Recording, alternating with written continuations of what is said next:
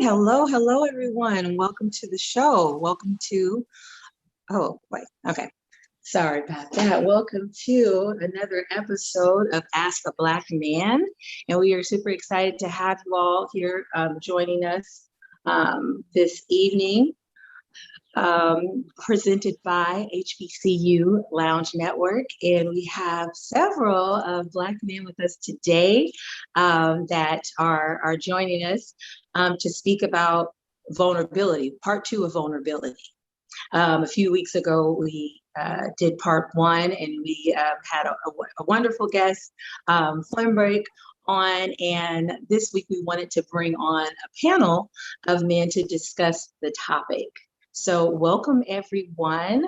I wanted to go ahead and introduce all the guys tonight. So we have Isaiah's on the screen. And next we have Kevin. She's on here, and that's E. E is here with us as well, and Daryl. So thank you, gentlemen, for joining us this evening. Appreciate it. Thanks for having me. Yeah, thank you for having me. Thank you for having me also. Of course, of course. So we're going to go ahead and get into it and talk about vulnerability. What is vulnerability to you? So Isaiah, I'll let you go ahead and take it first. What is vulnerability to you? In essence, it's my ability to freely and sometimes inadvertently to express myself, whatever emotion I am feeling, what range it is in, with freedom and without either consequence or retribution to whoever I deem a safe space. That is vulnerability to me. And reciprocation, I would say also. Meaning that the vulnerability can't happen unless it's both ways. Exactly. Exactly. Okay. Okay. And E, let's hear from you on vulnerability. What does vulnerability mean to you? What does vulnerability mean? So can you hear me? Yes, it can. Perfect. So vulnerability, in essence, I believe, is being able to be fully authentic. And like Isaiah was saying, not having a feeling as though we're not safe to be ourselves and authentic. No matter how goofy that may be, no matter how crazy it may be, all of those are just kind of irrelevant if, someone is not fearing being vulnerable. If they're able to be vulnerable, then those are just like a moment in time. Like the babies I just saw some kids, and I'd look at my nephews and nieces and stuff, and I'm like, you know what, honestly, they're willing to run around naked. They don't even care. Right? Like, they don't even care. Like, they're not tripping on falling down. They fall down. And then, the immediate thing is not like, oh, I suck at life. And like, I'm not good at this thing and da-da-da-da-da. Like, they're just completely vulnerable to, each and every moment. And so, yeah, that's what I'd say vulnerability is to me. It's more like being like a child or a baby. Okay. All right. And Kevin, what's your definition of vulnerability? So I'm going to take the Webster's definition, right, and then kind of expound on it. So it says, vulnerability is the quality or state of being exposed to the possibility of being attacked or harmed, either physically or emotionally. Vulnerability to me is the time when you feel like I can let these barriers down, or I can start to bring them down.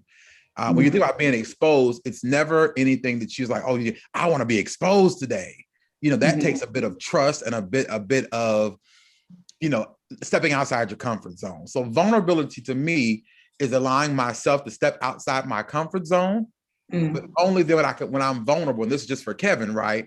I always say that life begins at the end of your comfort zone, right? So I have to really start my life, whatever life that may be, by being vulnerable, by being open. And yes, there's a possibility of being exposed, right? but there's Right. a possibility of being exposed in several different mediums. You have to, I think E said it best, you have to choose who's worthy of coming into that space, right? Who I feel comfortable with. Okay. That's my vulnerability. Yeah. Okay. And Daryl, what about you with vulnerability? What does vulnerability mean to you? Well, yeah, I of course, Kevin just, broke down, The broke down what it definition. was about the Webster's dictionary version. And but I mean, it's basically a situation where you could be prone or susceptible to, like the definition reads, physical or emotional harm and attack and abuse, whatever. And when it comes to vulnerability, it's just about, if I allow myself to be vulnerable, am I in a safe space to where I won't be attacked, harmed, ridiculed, condemned, or judged? Yeah. No, so one thing that I noticed that you all pretty much are saying is that having that safe space. And a lot of times with the term vulnerable, it kind of is looked at as, a weakness. And I think that kind of hurts us when that's the thought process of vulnerability, when vulnerability is so important, like the power of vulnerability, and the fact that if you don't allow yourself to be vulnerable or experience vulnerability, you're unable to grow.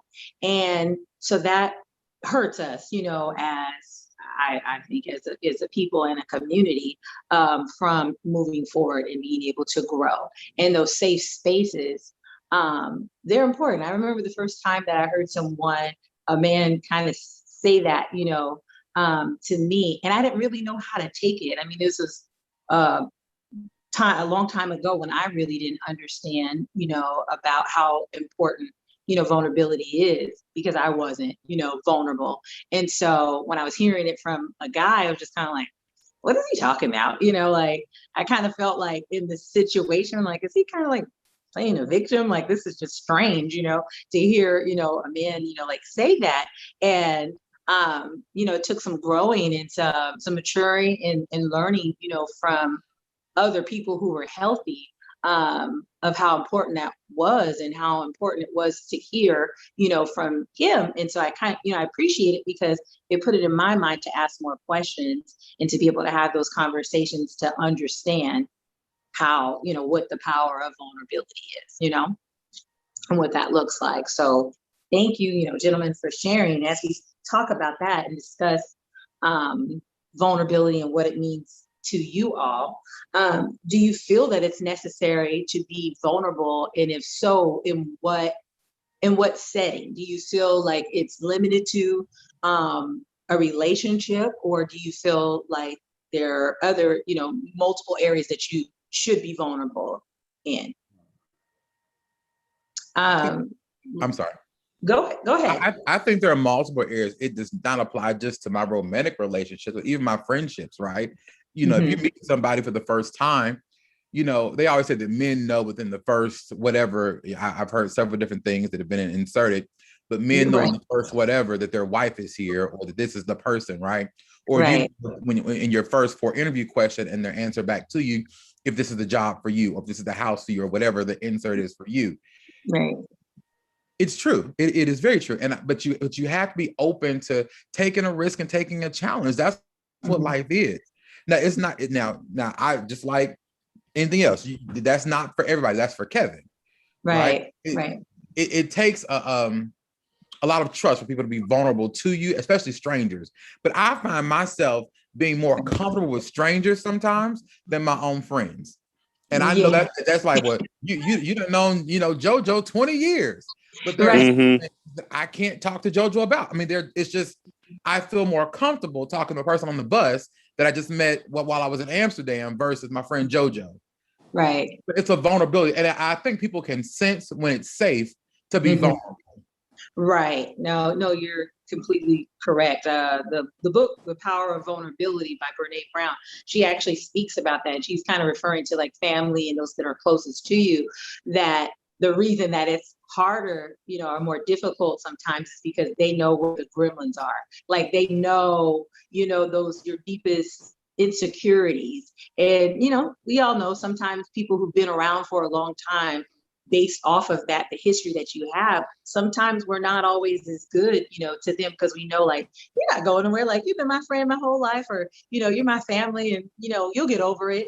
And sometimes we're not as kind, or creating those safe spaces, because we kind of take those relationships for granted. So, sometimes the strangers kind of got that pressure of like, okay, well, let me at least be decent, for this first occasion, let me, come off this way, and so I guess it is kind of a little bit and I find myself like, when I talk to, certain people, and you just mentioned it, I hear those three words. I remember when, and then they insert whatever.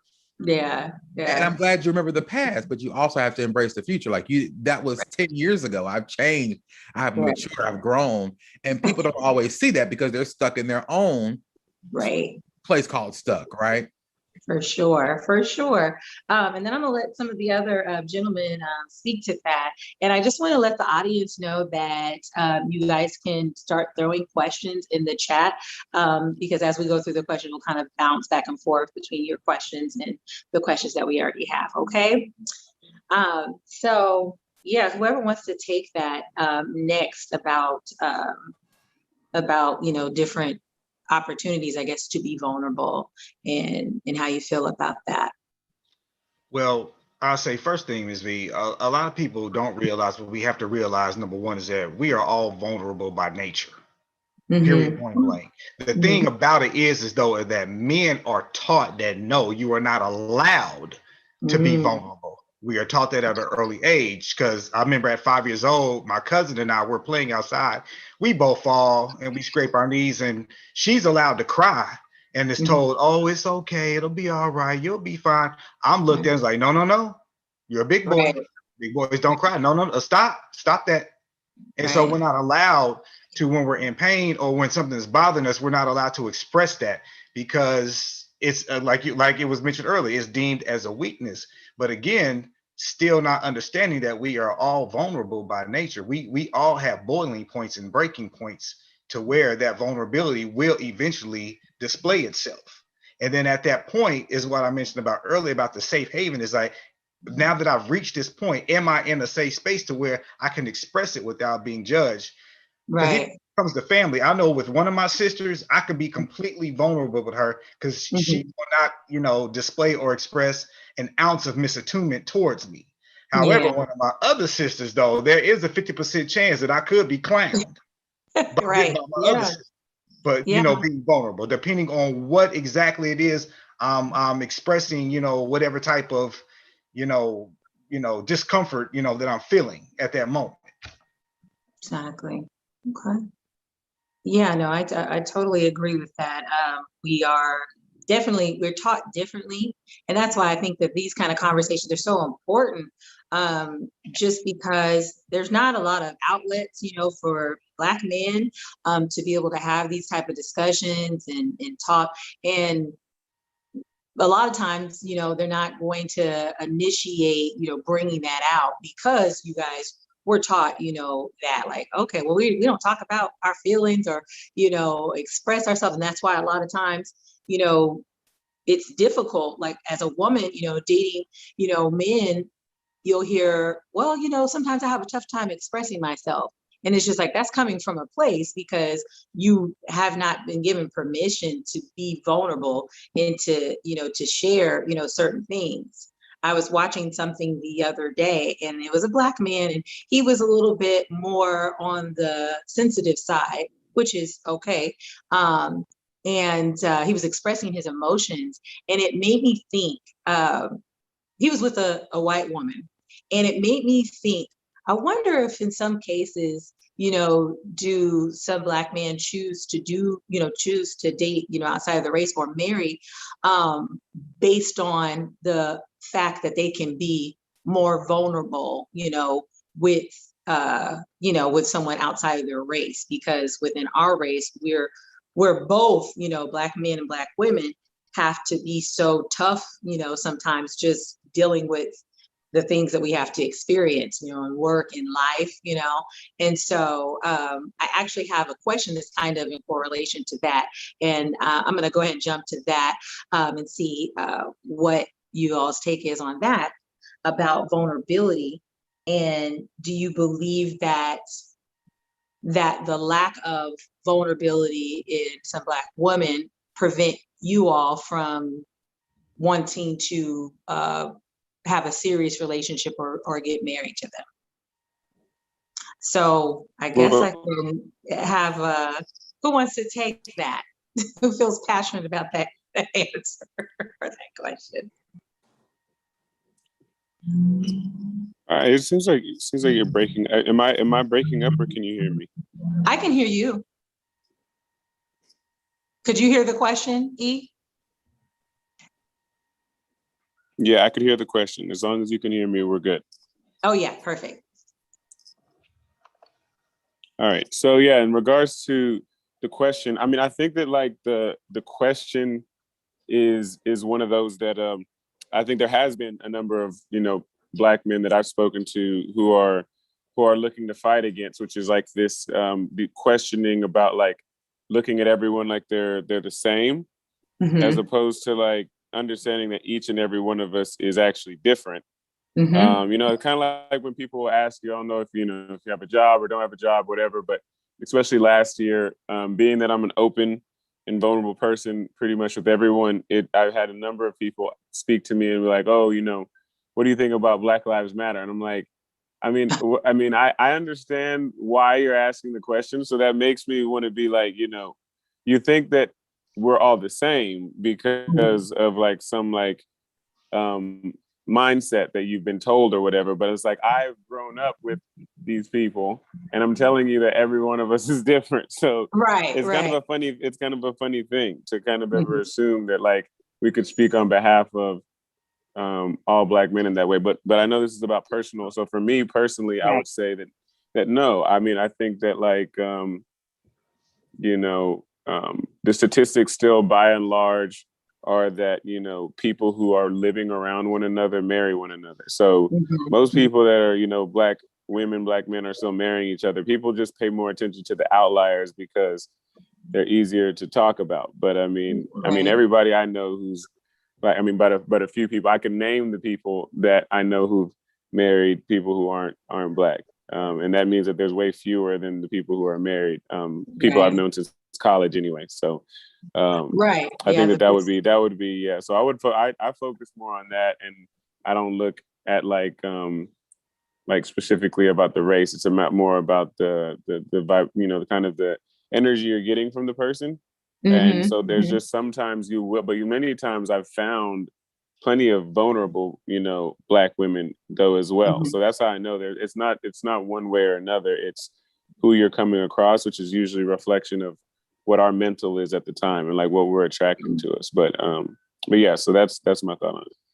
No, and that's really good. You know, point that you made, you know, because everyone is not, you know, quite there of where, you know, where you are. But that is you know, it's an assumption, a false assumption, that that's happening, and it's happening on a big scale when it's not. Like when you look at the numbers, it is a small percentage, you know, pertaining to marrying out. But the question, you know, I mean, it's still a question of, you know, some of the ladies that I guess that is their experience or seeing that or wondering, you know, is that part of the reason, you know, because you do hear, you know, certain, you know, Black men who will say, well, you know, I want a woman that's softer, you know, and Black women are, you know, so tough and so, you know, so hard, and you can't, you know, get, you know, in. And obviously, I know, I mean, as a woman, that's not all of us, but perception, you know, perception is a lot of times more powerful than the actual truth. And so, yeah, that's why I went to kind of speak to that. So Kevin, what do you say about that? What are your thoughts? Can you repeat the question? Because he was talking and my mind went in 16 different answer directions. Yeah. It's okay. Sometimes that happens. You know, you're saying a lot of good stuff. So the question is, do you feel that the lack of vulnerability we were talking about how it's difficult with, Black, people in general sometimes, to be vulnerable, just because, of life, do you feel that the lack of vulnerability in Black women deter you from approaching a, serious relationship or long-term relationship, marriage, over dating someone else that is outside of your race because they may be more prone to be more vulnerable, or it's easier, for them to be more vulnerable? Well, my grandmother always said, never say never, but I don't see myself dating outside my race. And so I'd rather be, I think Eric alluded to this earlier. I'm sorry, Daryl alluded to this earlier. Everybody has to be vulnerable to somebody, right? And I know that. So I in the singles group that we're a part of, this HBCU singles group, I was talking to someone and got excited. I'm thinking like, okay, I could see this moving forward. And she was inquiring about my life, and so I'm opening and I'm telling, things that, you want to know about somebody, especially in the middle of a pandemic. I can't really see you and we live far away, right? But then I would ask questions. Oh, we're not ready for that. So at what point am I going to learn about you? Because this is not show and tell. Right. There needs to be some sort of reciprocity if we're going to get to know each other, right? If you can see, and like, if you have discernment, or if you're an empath, you can feel stuff like that, right? And after a while, I stopped. Like, I stopped sharing. It's like, oh, you're quiet now. I'm quiet because my voice wasn't appreciated or respected enough, or you didn't think enough of me to open up and talk to me as well. Right. So I think it can hinder the relationship or moving forward, because if that's gonna be your life partner, that person should know that, I need to know what I'm dealing with. Yeah. I hope that makes sense. See, no, it makes perfect sense, Kevin, because what you just said right there, it makes me think about when it comes to judgment. A lot of people don't want to disclose certain things about themselves, and it's not because of that you're gonna judge them. They're actually afraid of the anticipation of judging, not the actual act, but the anticipation of being judged. So that's why a lot of people are not like very forthcoming with that type of information. So no, what you said makes absolute perfect sense to me. Yeah. Isaiah, did you want to touch on that? Well, as I was sitting here thinking, I need to get out of them, and I'm part of a couple of Facebook groups, and I made a post that says, what makes Black women joke or make fun of Black men who are emotional or open? There's literally about 2 or 3 women, literally 2 of them for sure said, I don't want a man that whines. One, I was like, okay, why are you into men? But anyway, and the other one said, 2 of them said, I don't want to whine there all the time. And the other one said, I need a man who is masculine. That is a feminine trait. And being in therapy for a few years and learning that let me just give some knowledge. Scientifically speaking, it is emotion is not gender or sex based. Animals feel emotions. A lion will feel sad if he sees his cub being eaten. He'll be angry if he sees his cub being eaten or attacked, right? And my thought is, in this country, how disassociated this country has taken away Black man's image in this country to say it is feminine for a Black man to have a natural human response to his outward stimuli. Right. Now, another thing that I question is, it's not really about, women are vulnerable, right? You guys, scientifically speaking, the imbalance of estrogen in your body causes you to be more of an empath, which is a necessity for the family, right? You need to be the nurturer. But my thought is, it's not that you're not vulnerable. It's that what the woman said about the feminine thing, where there's been this whole drive of this whole independence of the Black woman for this past couple of years. And make no mistake, I support, move forward.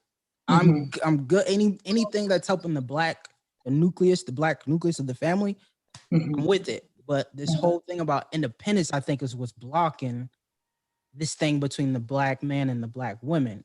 How are we gonna be vulnerable if you make such a high esteem of claim of you not needing the black male in the black family? Right. I feel like you don't need me. Why would I come to you for anything if you don't need me? Right. You're going to go where you feel needed. Can we see there's something called synergy and symbiosis in an ecosystem. Like there's a necessity in the home to be a man and a woman. We come together to create a child. So I need you in the aspect. I'm going to need you whether you like it or not.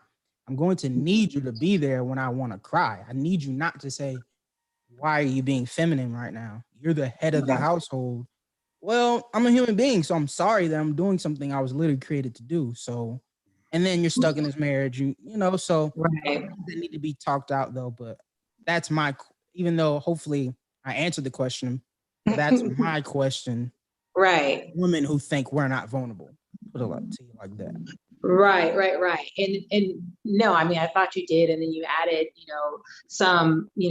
something extra, which that's the point, of having these conversations. The last show, we talked about gender roles, and that's, kind of, transferable to this with vulnerability and being vulnerable enough to express, those things of what is needed.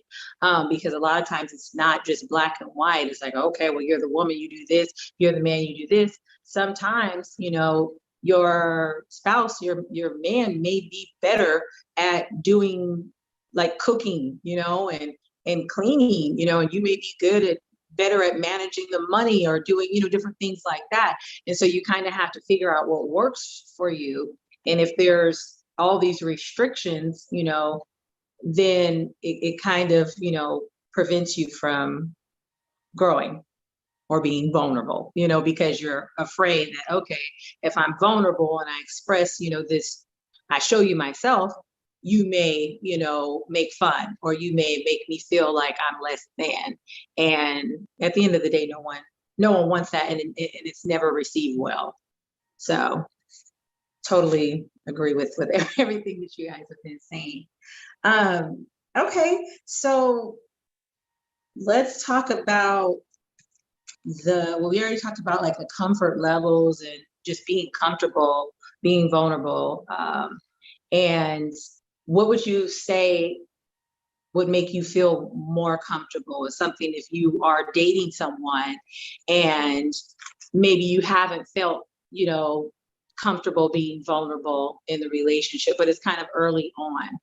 What would you say could help you, with that? And do you believe that it's kind of not the woman's responsibility, but that women help you all become more vulnerable?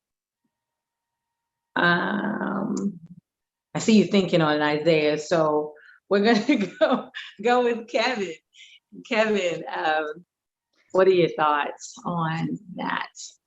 What makes me feel more comfortable? I would feel more comfortable if I knew that when I had other conversations about things that I'm less vulnerable about, how you receive that. Okay. If you don't receive that well, then it's almost like, if you're giving a patient medicine, right? If I give you this little bit of morphine and I see you don't react well, I'm not going to continue giving you more morphine. Same way with vulnerability. If I see where I'm talking about something I'm passionate about, whereas everybody knows I'm passionate about whatever it is, and you're like, oh yeah, okay, whatever, that's good. Oh, good for you. Yay. I am not going to trust myself to give you more than what I already gave you. Right. My friend said, well, that's selfish. Maybe they just weren't interested. If they weren't interested in the simple things, in the passionate things, you're not be more interested in the more intimate things about my life. Right. And if I don't feel that draw, it's a wrap. And people say, oh, you can work past that. People who work past that end up 7 years down the road regretting their decision. How am I going to get out of this? You had the opportunity when you knew the person wasn't reciprocating what you were giving, but you wanted to do it to please whoever. Right. And that's a whole rabbit hole. I'm gonna give you was about to go down a rabbit hole. I heard that.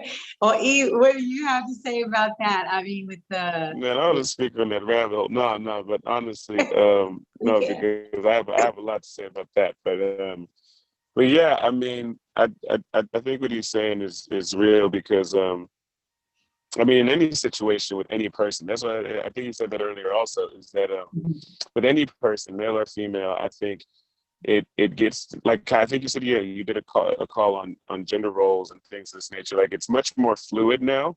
So, you know, with that being said, I don't think that anything that happened in the past applies to us right now, and that's part of the, you know, great circle of life in a way. Like there's certain things that we can add to the value in the generation above us, and then there's people that we can add value to that are younger, right? And keeping like the focus more there and is better because right now we're all in our primes, and so if we're focused more on that than we are on necessarily the relationship, like Kevin says, you avoid a lot of things 7 years down the road because the person you choose in that regard is very important, right? Right. As far as so it's more important than most things. So to rush the decision and not act as though you are a prize in this situation and you're not a victim to whoever comes in your domain at that particular time, I think is always a very wise thing to do. So yeah, I think Kevin, I think you put it in a great context. Yeah, because you definitely will be regret. If there's one thing I can speak on that my boys regret later, it's usually something that has to do with a female, right? Like it'll be like 8, 9 years. Like, man, I knew, you know, I shouldn't have, you know, that night I shouldn't have. Da da da da da. Right? Like I've known people that went to jail. Like they don't regret that as much as men do whenever they make a bad decision with this woman thing. But I'll let the next person go. Isaiah, we're gonna come back to you because I see you, you know, the wheels turning. Yeah. So do I believe women help me feel vulnerable?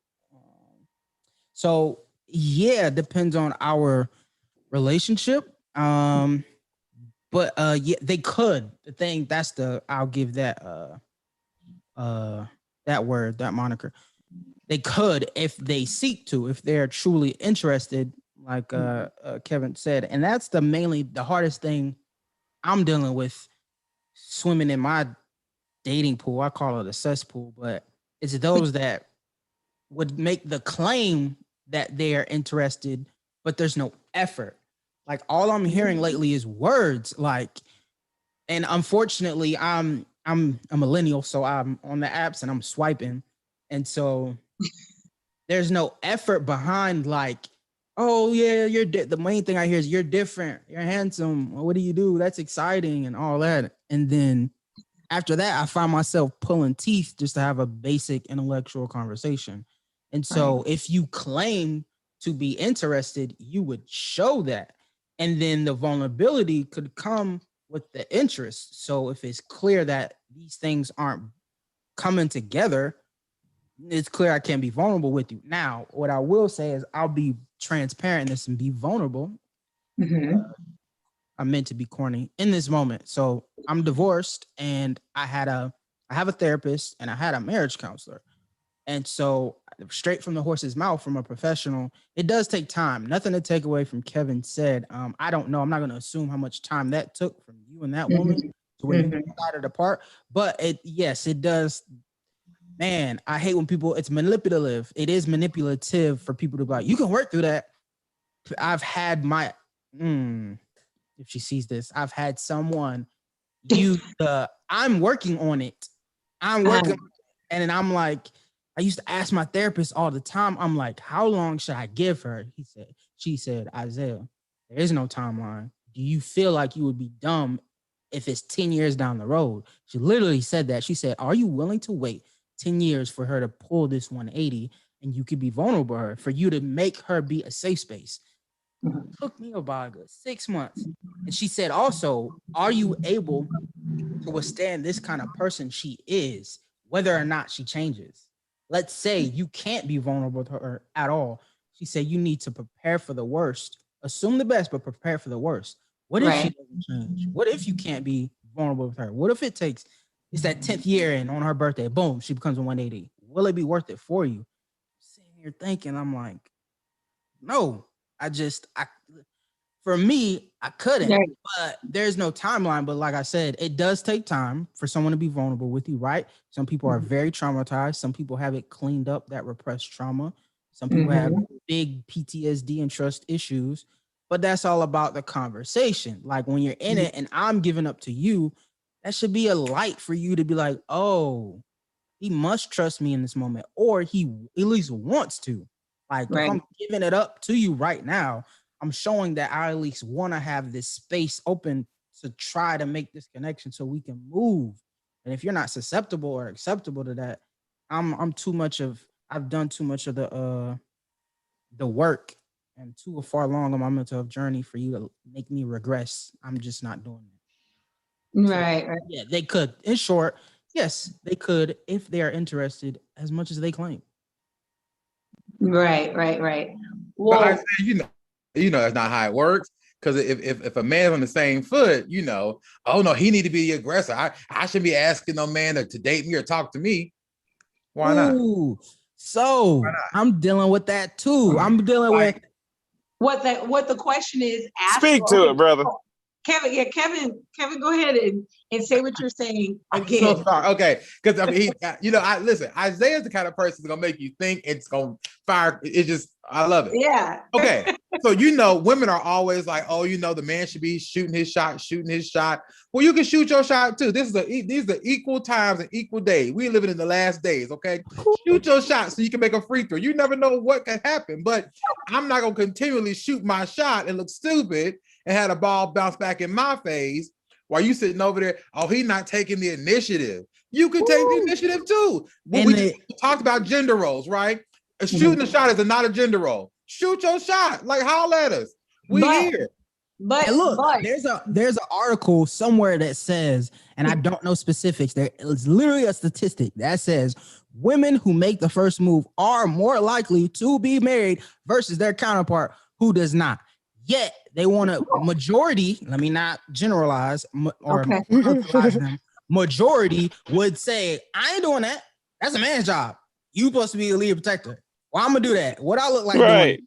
You look single like doing and desperate and upset. That's what they look like. What you look like if you were to do that, what you would look like is a woman who's assertive, who's clear in her objective and what she wants, and you also look different.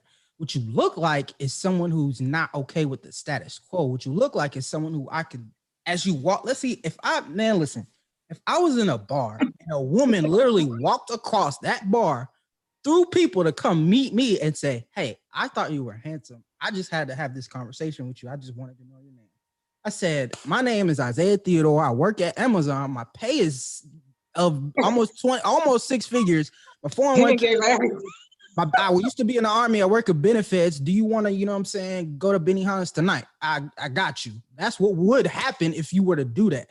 But no, let's go. Sit here and say Benihana, that's money. Okay, he got good money. You say you want a leader protector. You say, nah, I'm finna sit in here and look cute, and you supposed to come.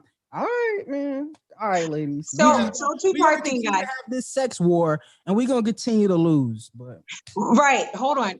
So I have a question. Well, kind of something to add in a question, because there are some women who are, do feel entitled. They're like, oh no, you need to come to me. You need to do this, da.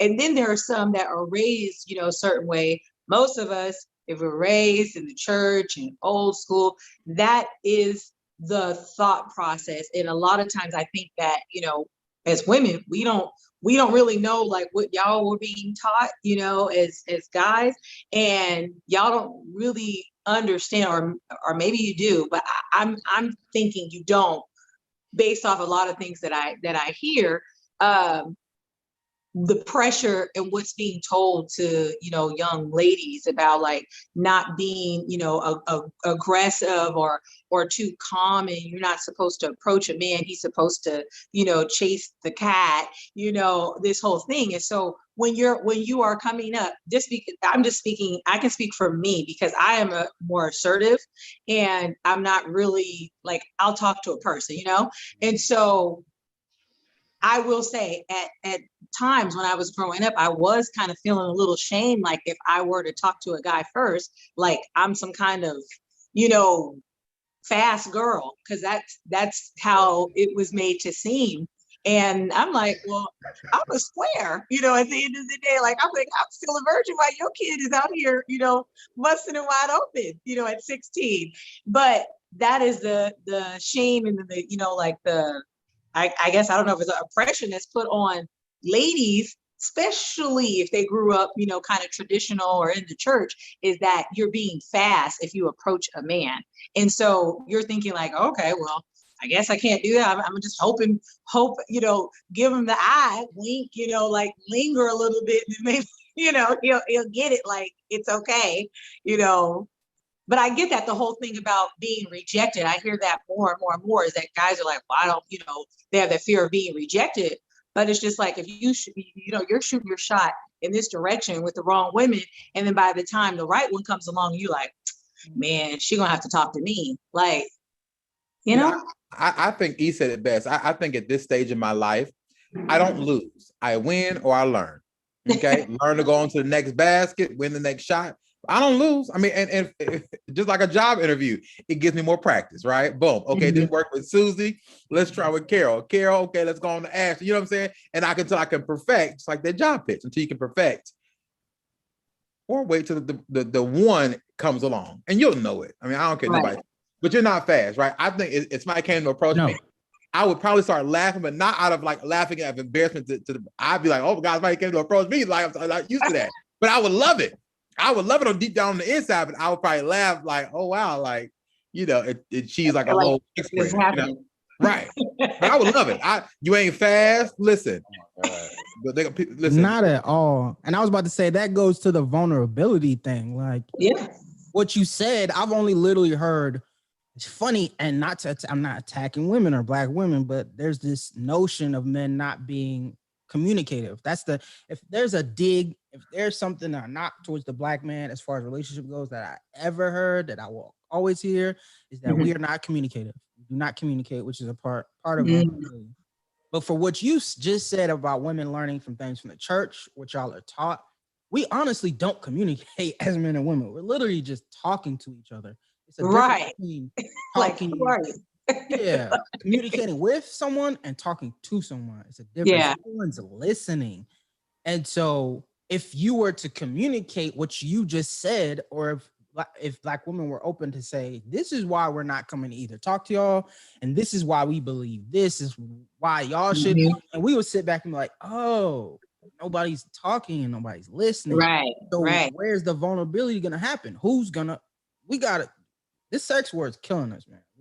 Well, that was going to be my next question, is that how open are you all to having that conversation? Because that is what's going on. It's just like you not knowing that as a lady, and you're taking, you know, we're getting advice from other ladies, and I'm not saying there's anything wrong with it, getting it from older, you know, women or, you know, women, you know, in your life. But if they don't know and they're telling you something, then you're still kind of missing, you know, like every time that you approach, you know, this thing. And so the question is are you all open to have that discussion about it, like what it is that you guys are really like looking for and having those kind of conversations? Because a lot of times that's what's happening. You're having a conversation with someone and you're wondering as a dude, why is it that like I'm getting all this resistance, and you know, it just doesn't make sense to me, you know. And with women, it's just like, I don't get why he doesn't understand this. It's like, well, because he doesn't think like a woman, you know. So gentlemen, what do you feel about having those discussions, or do you guys have those discussions about what it is that, you know, you're looking for, and just having those conversations so you can be clear of how you view the other person, so that there's not all this. Go ahead. To be clear, is this about the sex war thing Isaiah was just speaking about? Yeah, kind of, you know, with that, because, you know, how I was mentioning us as women not understanding or knowing how you guys are thinking, you know, about it, and going off of what we're hearing from other women, like, oh, well, if I come off this way, it's gonna, I'm coming on too strong, and then there's some men who are like, no, I like my women aggressive. And then some men are like, no, I need her to be a lady, and, let me chase you. And it's just like, well, which one is it? Like, what's the majority at least? I know you can't, answer for every man in the world, but like, what, is there hope? You're Well, like, okay. of course, there's hope. I'll say something real quick. I'll just say, I mean, at the end of the day, remember Bernie Mac, RIP, said it's like, it's really about worrying about our individual selves. Like, if I'm worried about myself, then I'm going to attract somebody who is already, like, there's billions of people. Like, we only meet, when we start talking about statistics, we only meet how many people in a lifetime, right? Like, so really Right. most stuff is either whatever you believe in, divine, or whether it's like some type of probability, trust that we work on ourselves and then we're going to attract the right thing. Then we end up rushing stuff. I'm going to say again, like what Kevin was saying, because he was about to go down the rabbit hole. I've been saying a lot of my brothers a lot, which is that, like, look, you don't have to rush nothing because nobody else says. It's not even how the biology works. Right? Like, you can make sure that you wait until you make a right choice, and then the rest of your life is rewarded. But you over here trying to rush because other people putting pressure on you. Oh, well, I want to see you. I want to see a grandbaby. It's like, okay, Teach like, the so people. Teach them. you basically want me to go force some shit. You want me to force the ball down the field. If I'm playing court, you want me to force the ball down the field. I was like, I can't. It always went left really fast. Like, I mean, like in extreme ways where I'm like, okay, I knew I tried to push that too much, So anyway, that's that. So the ladies got to tell them, they got to say, listen, back off for taking my time. I'm not about to rush this thing or be rushed into jumping into a relationship just because my grandma and my mama want to see me with a baby. I mean, but looking at it, I mean, honestly, that's why we have so many baby mamas and baby daddies. And that's why we have so many divorces, because it was forced. It was pushed upon, somebody, it was done for superficial reasons. Facts. Because people are not taking the time to get to know people. I had a conversation with my niece, and she was upset with her husband about some things. And she was feeling like, oh, he's not acting like a husband. I said, well, did he ever really have a true example of what a husband was? I mean, outside of Cliff Huxtable and Carl Winslow, a lot of black men, we didn't really have a figure speak on it. Say, okay, this is how a husband is supposed to be. At the same time, a marriage is a lifetime commitment. It's like, it's a business, but it is a lifetime commitment. But nobody goes to school to learn how to be married. You got to spend another decade in school to be a doctor? Another 3 to 5 years to be an attorney, but nobody goes to school to learn how to be a parent nor a spouse. So bringing this in, one thing is I always thought that sociology, once I learned what it was, once I got to undergrad, I was sitting there literally my first semester, freshman year, the first day, and when my professor goes over what the definition of sociology is, I'm looking like, why am I just learning this now? I should have been learning this back in grade school. That's the same thing. That's the same thing I thought. It's just like we talked about that too the other week, and it's just like you get sex education but no relationship education, and so it's just like, why? That is so bad. You don't even get really sex education. We talked about that. Yeah, they don't tell us. You get the basics of what. I'm gonna be vulnerable right here with everybody, man. I remember how that I couldn't even figure out how to I didn't know what I was doing. I had no idea what I was doing.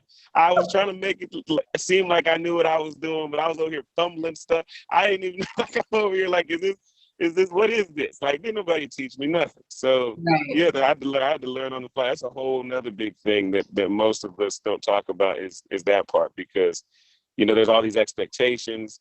Right. People have all this stuff. It's like, man, I don't even know if we live up to them, but I know people got a lot of. Yeah, no, definitely. I definitely want us to in the future to have the discussion about that, as well, because there is a lot of miseducation. But if, we had that idea of learning about, sociology, like Daryl was speaking on, and, this relationship, understanding how to be in a relationship, by the time you get to the sex, you're some stuff it will be natural. You kind of will probably quickly, figure certain things out. But when you are kind of clueless about everything besides the fact that, okay, I'm turned on by you, you turned on by me, you're gonna be lost. You're gonna be lost in that day, and it most likely won't be the best experience. Maybe for one person and not the other. Mm-hmm. So that actually leads me to my next question. Daryl, were you still saying something or wanting to say something? I'm not gonna. No, go ahead, V. Okay. Okay. So my next question is that in some cases, women have admitted to lying about sexual satisfaction with their partner out of fear of either hurting, their man's feelings, bruising his ego, and thinking like, okay, I don't want it to affect our relationship because, I like this guy, I want to be with him, and we can kind of just figure it out. So I'm just not going to say anything, even though I'm not satisfied. So from you guys' perspective, do you think that most men could handle criticism about their performance? Be honest. No, the male ego is incredibly fragile. It is incredibly fragile. Man, it's not that fragile. It is fragile. You got, but that's where the hyper toxic masculinity comes in, because it's like, if I don't perform sexually, then that basically means that's a shot at my manhood and my masculinity, and I'm not going to be looked at as, as a man, but that's where the conversation comes in. I'm sorry, not just a conversation, but a comprehensible conversation. Women and men, we have to talk to each other, say, this is what I like sexually. This is what I want to do. Like, what do you want to do? And you come together, and that's when you figure this out. So you don't have to sit up here and fake like you didn't have an orgasm, because everybody, and again, I've had this conversation about physical attractiveness versus physical compatibility. Because yes, two people can be physically attracted to each other, but that doesn't mean that they're physically compatible. Yes. Because he may not be well endowed enough. Mm-hmm. She might not be wet enough. Just depends. Or might be deep as the ocean. But I'm saying is that a lot of men, but when it comes to the male ego, a lot of dudes would get their feelings hurt if a woman told them she was like, dude, I wasn't satisfied, because he thinking he didn't put in work. And when it comes down to it, his soul is going to be crushed. Like, dang, I thought I put in some work. And it's going to be mind-boggling.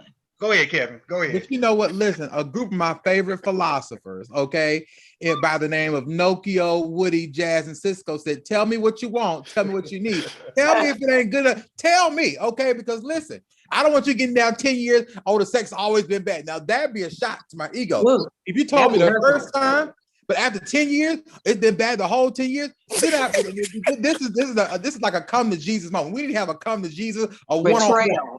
Yeah, if it ain't good, tell me, because if I get to the point where I'm like, hey, it's just not what it used to be, I'm gonna tell you too, because women have the perception it's only men has bad sex. Women they can be trash too. Let's just be honest. You know what I'm saying?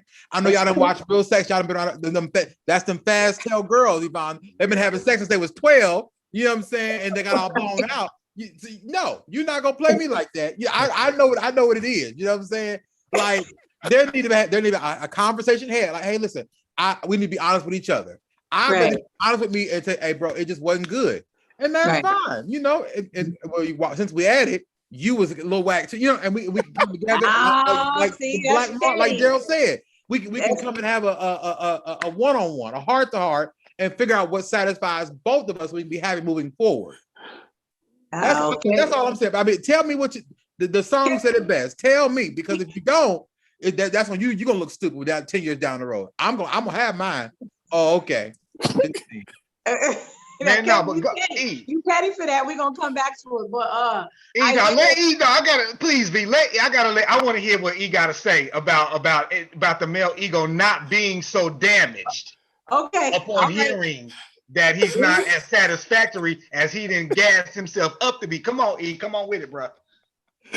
Man, listen, all I was gonna say is that we're stronger than we think, bro. It's the black marvel. I see you I'm just saying, bro, like, at the end of the day, if it were to happen, we've been taking criticism our whole lives. Like, I look at my, early childhood development, and I look a lot about, like, okay, like, from both family, friends, things of this nature. There was just like a lot. It seemed like there was a lot of like pressure and expectation. So it's like I'm used to teachers. Like I'm sitting there, teacher give me a grade. I'm looking at it. I'm like, this is like, okay, all right, like got through that stage. Got through that stage. So I'm saying that like if we get criticized there, if anything, what I know is I don't know how many people in the Dragon Ball Z, but I always used to tell people when I was watching it, like I felt like it was like black people. So it's like I feel, oh snap, okay, there we go. So yeah, man. So I was like, I feel like, once we actually get the criticism, we're like, okay, all right, like we might be down for like a few days, but it's like, all right, I'm about to get back on it and then come back as like a, champion in any situation. At least that's been my experience in my life with the friends that I've had, even the ones that have gone to jail and things have come back. Like when they really get their mind together, it's like, bro, I don't care what I was on, bro. Like I'm on this right now and they 10 toes down on it. And it's just like, even though, they got beat down a few times. So that's what I meant, Daryl. I just believe in it. I believe in it. All right. I mean, the male ego is important now. Don't get me wrong. It is important, but the male ego is fragile. It really is. Mm-hmm. It really is. Because again, it's just the rearing. It's the ring. It's just what we were taught. You got to be a man. You got to be strong. You got to be the leader. You got to be the hunter. You got to be this. You got to be that. And it's that pressure on it. So when you fail or when you fault, it's like, well, dang. That really sticks to you, and you think like, well, okay, so where am I lacking? And then you go out and then you try to do, like the people say, you're doing too much. You end up doing too much. No, that is true. And we do see it like that. I mean, as ladies, and a lot of times I think that men, well, I don't know, but we, as far as ladies, thinking of men as paycheck, penis, and protection. I always say that the 3 Ps. And I'm not saying, all women think that, but I know that there are some women who think that, and to see a man as just that and don't really allow there to be any like really wiggle room. Like those are the important things. And sometimes that's all they see. And for a lot of us, we see more, than just that. And there's some women who will work with a man, even if he's not good at sex, or, try and see if there's some areas that they can improve. But you can't do that if you don't have the space to be vulnerable and have that kind of conversation. If you're constantly like, feeling like you have to lie. There's a relationship coach, Steven Speaks, and he actually spoke about that. And he was just saying that women have to stop lying to their men, telling them that they're good and that they're satisfied and all that stuff. And then men have to, get it together with the egos and be open to receive that, healthy criticism. Of course, you shouldn't be disrespectful, like a woman should be like, man, you trash, your sex is trash, like that's out of line, but maybe stating like, oh, okay, I don't really like this, but maybe we can try this or whatever it is, or having that conversation about, health even, because their stamina, men say all the time, they'll make comments about women riding and stuff like that. Just like everybody ain't got Megan Thee Stallion needs. So you might get a couple of bounces or whatever. But those are conversations. Not a couple of bounces though. It might be like, just like, I'm just joking. My mama might be here watching. But anyways, no, but I'm saying that like, that like a man will say that and have no problem. I seen a meme the other day and it was petty. And this is what we're talking about, Isaiah, with the whole gender wars. And there, someone had posted, it was one of those groups, and they were like, I don't want to hear anything about, ride and women, not being able to ride for long, when every time I reach, I lean forward to kiss you, it slip out. And so that's kind of a dig, that's a dig. And it's just like, instead of being petty, it was funny, but instead of being petty, we have to be able to have a conversation and create those safe spaces. Because if we don't, we're going to continue this gender war and talking trash and being disrespectful, to each other. And, the kids are going to suffer. The next generation is going to suffer. And that means our community, the Black community as a whole. So Isaiah, back to what we were talking about as far as the ego or a man being able to handle the critique of his performance. Do you think that you and the men around you, based on what you've seen, can handle that? Okay, two-part answer. One, can I? So this is not a boasting because I think my ex-wife, I don't know. Actually, I did ask and she made the claim. And even to this day, I still have some trust issues and I'm still jaded and I don't believe her. I asked her, why did you do what you do if I wasn't satisfying you? And she said, I never said that. That's what you think. If it was, I would have said it. But I mean, the actions say otherwise. I mean, you know what I mean? Granted, I will admit, as the husband, as I was in my mental health walk, so I wasn't there yet, but I was getting there to have the sex conversation. Like, what do you want to do? And I will admit, being a man, she was the first woman in my dealings as far as relations go. I literally asked her, I was like, what kind of condom you like? That was the first time I ever asked any woman that. Like, do you have a preference in which condom that I use? Because I was learning women's biology is different. Your pH will react to certain material, certain lubricant, and pH. What I eat matters too. So I gotta learn, and we gotta learn because, like we said, we don't talk the crosstalk. Y'all aren't teaching us what we need to know about y'all biology, what you need to know about your sex. But on the other side, for other men, what I see, I can only speak to myself or my generation.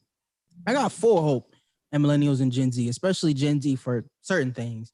Though I'm not full on this whole progression thing because it's getting too wild out here.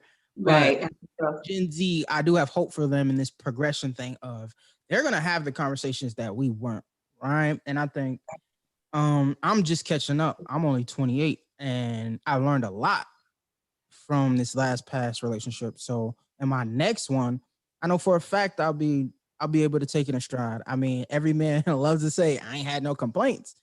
Like you said, women ain't talking. So I'm gonna have to take it on the chin and ask, like, damn, I'm just sitting here thinking, am I satisfying you? And I'm gonna have to take the rapid fire. I'm gonna have to take the gauntlet. Yeah, because at least you can improve, if that's the case, and and sometimes those questions, it might be like, if you haven't experienced, it's just interesting when you said, like, you asked what kind of condom, this person prefers or likes. And it's just like, I'm just thinking about. Well, that's what I was just about to say. That's because it's Isaiah, man. I see what Kevin was talking about, bro. You are very well thought and read, man. You think we're writing a book? We go on the science class and everything, coming back, and I want to relate it to this. You'd be like, "What kind of talk? I didn't think about it like that." Yes, literally. I thought I got a degree the last time I talked to him. I was like, "Oh, look at me! I got an extra degree today." Okay. Thank you, my brothers. Thank you. Well, go ahead. But I'm sorry. Condom. You talking about the condom thing? Oh yeah. Okay. So back to that. Like, the thought process of a lady. Like, I've gotten that question before, but the guy was actually, he wasn't asking because of the reason that you're asking. He was asking so he can kind of judge, like, what kind of, like, the size of the penises that I've had experience with, which I was like, wow. So what you're saying is more so like, progressive and working on, like being open and vulnerable with the relationship so that you can, make sure that you're taking care of that person and, and vice versa. You're opening the door for that kind of relationship so that it can be, mutual. But a lot of guys, out of some insecurities, maybe like, okay, so you Magnum type of girl, you kind of this, it's just like, oh Lord.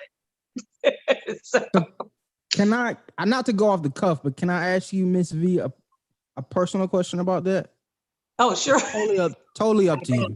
No, just go ahead. It's about exactly what you was talking about. Have you ever literally had the mature conversation to either figure out how to bring up the conversation to the man you was having relations with to say, either, all right, I'm not satisfied, or this physical thing isn't working. That's right, Isaiah. Flip the script on it. Yep. No, I'm good. I'm good. What you said, have I ever felt comfortable enough, or have I ever done it? Like, have you ever done it? Have you ever had that conversation with your significant other, or even if it's not, that's fine, with the person you're having relations with? Yeah. And did you tell him, like, okay, I'm not satisfied, or this physical thing isn't working? I feel like she has, or she's very clear about it too. Yeah, I get a very clear, just what's up kind of vibe. I do. Yeah, I was already, and she was just making sure. You know, when someone's trying to make sure they heard the question correctly, so they can respond accordingly. You know? So I can be like, yes. You know, I don't want to say yes too quick, but yes. You know, but I will be honest about that. I'm grateful that I have people in my life that I can talk to, and, you know, siblings and things like that. And, you know, I have an older, you know, sister, and I was able to talk to her when I first, you know, like, you know, started having sex, and I was just like, I don't really think I like it, you know? And she's like, what? Wait, what do you, I mean, because she's like, you know, very like, she's liberal, and, you know, and I appreciate that, because I could ask all the questions I need to ask, you know, about sex.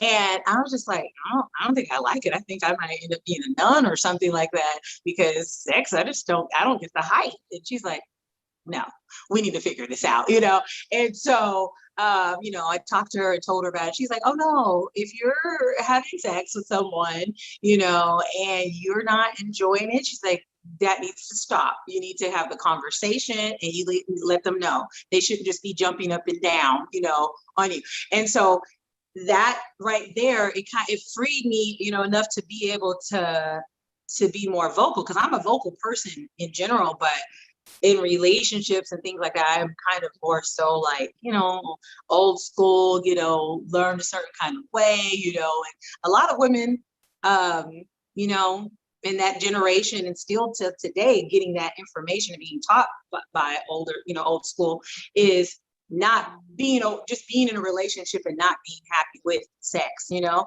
and just being like, well, you know, that's just how it is. You know, when you get married, you know, you may not like it all the time. You just, you know, do it. And it's just like, no. So for me, I have had the conversation once I got permission, once I was freed, you know, to have the conversation. And I am gentle with it. I'm not rude. I had to have a conversation with someone who I seen, and the sex, it was not good. We got along well, and you know, we're pretty close as friends. And I had to let them know, like, that's what it's going to be, you know, is we're going to have to be friends, you know, because I didn't want to end that. And I gave him the choice that we could be friends or not. Because if he didn't understand it, and it was going to be too hard, you know, on him to just be friends, then it was just like, I understand. But me, myself personally, in this situation, we're not going to be, this is not going to change, you know? And so, yeah. You had a more realistic, well, I would say realistic, but a more, I would say, empathetic and compassionate answer for that. It may come off harsh, just depending on, like you said earlier, how insecure he is, because that's one thing. Somebody mentioned in the comments on YouTube that men have difficulty accepting criticism. No, it's not that we have difficulty accepting criticism, because I can accept criticism, but however, are you compassionately criticizing me, or are you basically just trying to clown me?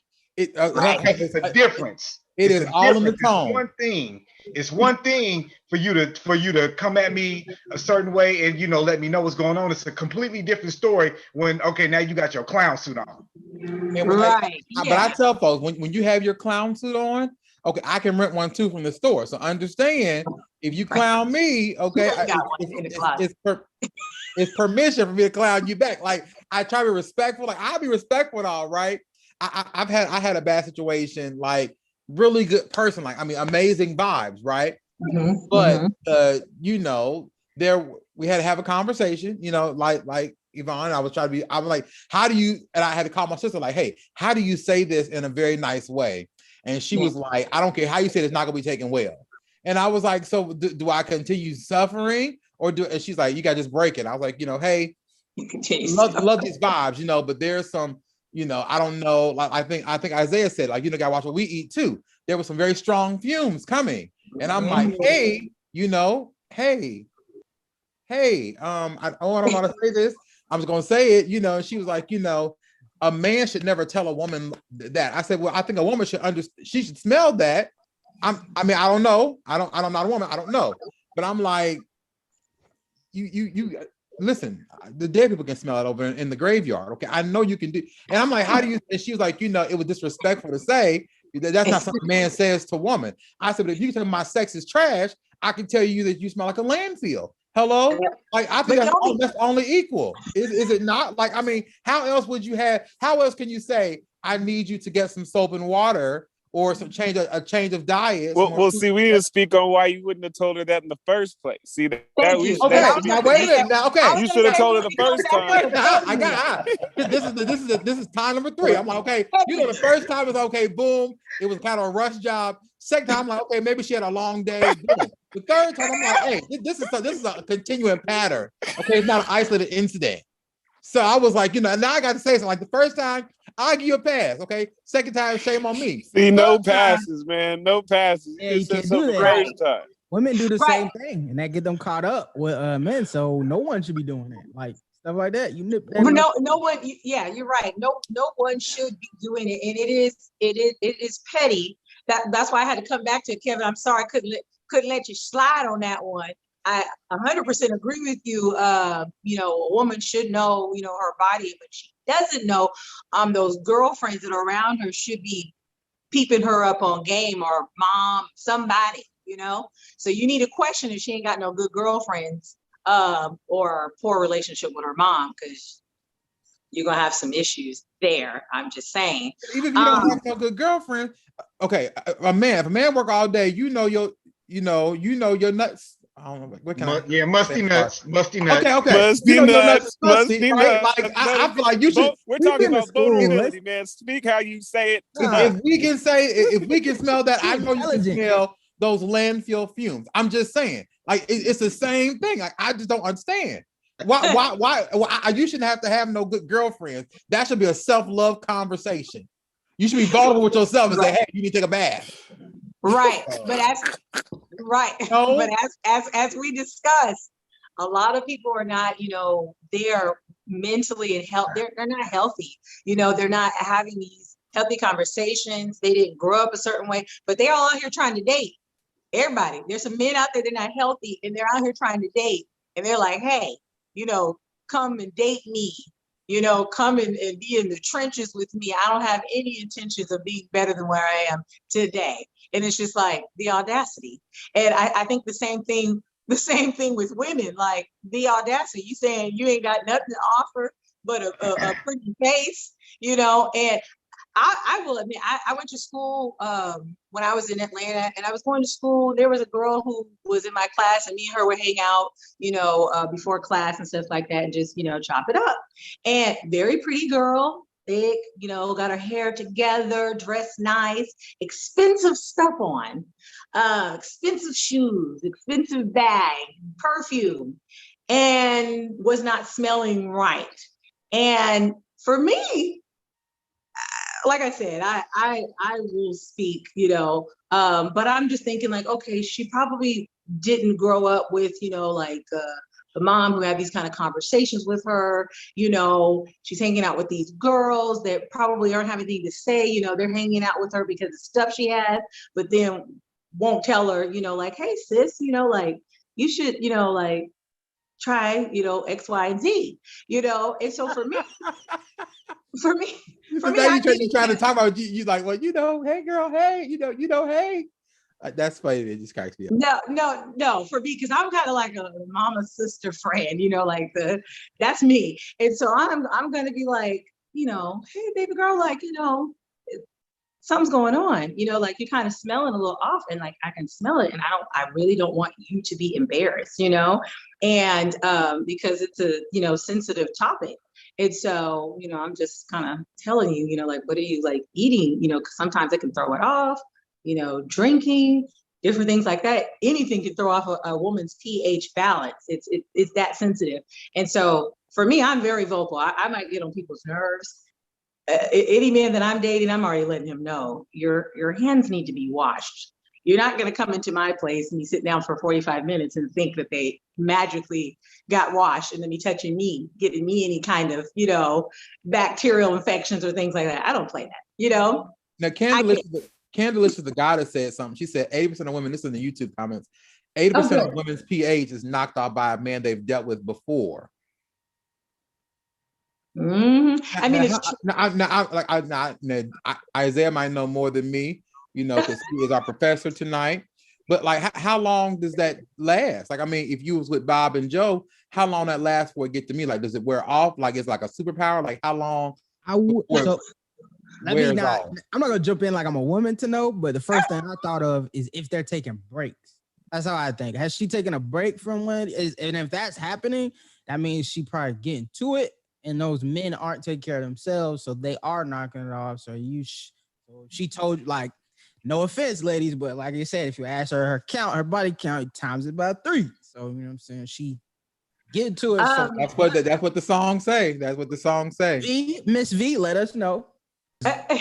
Well, as far as I'm not for sure what she's meaning by 80% of the time it's with the same, like, I guess, person. I am not for sure about that, because I guess for me, if I'm with someone and we, decided to have sex unprotected, and that's something, continuous that we're doing with that person, you can kind of tell, like, right off. Usually it'll be a situation where either they throw it off or they don't. Now if they throw it off the next time, it may be something to do with your diet, or the soap that you've been using. It could be the soap that they're using. It could be what they're eating. A lot of times when you're dating guys who eat trash. I mean, there was a guy that I was dealing with, and we were really close and dealing with each other for some time or whatever, but it got to this point because his diet was terrible, and I was like, I can't keep doing this with you, like, I'm not, like, I'm out of commission, like, I'm uncomfortable, like, care about me enough, like, I care enough about myself to tell you that's it, and if you can't kind of like get with it, then it's just like, what are we doing here? And so those kind of conversations need to be had, because it does affect us. And so many times women won't say anything because they're concerned about, like, oh, I don't want to throw off the mood. It's like, we can catch the mood, we can catch it again, like, go ahead and get in the shower, like this dirty sex after playing basketball and stuff. Absolutely not. I'm sorry. Call me whatever. But, like, you already know the drill. When you're dealing with someone, you guys have to have these conversations so that you already know what time it is. Yes. Because there will be problems. That's the important key. The conversation. We are not asking enough questions of each other, and at the same time, we are not being honest. If you can't be real with yourself, I can't expect you to be real with me. Yeah. But I'm going to ask questions, because I need to find out what red flags are coming up based on what I'm asking you. And and I've even had a situation where women, I'm trying to ask her questions, she snapped on me. She's like, stop asking me all these damn questions. I'm trying to get to know you. How am I supposed to get to know you if I'm not asking these questions? So, well, see that red flag 101. That's a red flag. Red flag 101. Exactly. Precisely. That go back to the child thing, because everybody remembers that moment when you were asking questions. I go back to the vulnerability thing, and what gets us not to be vulnerable is, like, people remember that moment where a parent or somebody was like, look, that's just the way it is. All right, because I said so. What I'm saying. And this right. It's like, what do you mean? I can't ask no questions. I'm up in this middle of I don't even know where I'm at. You know what I'm saying? I'm just trying to ask questions. And so that not being open says more about, that other person, man. We have to ask the questions, bro. You have right. to.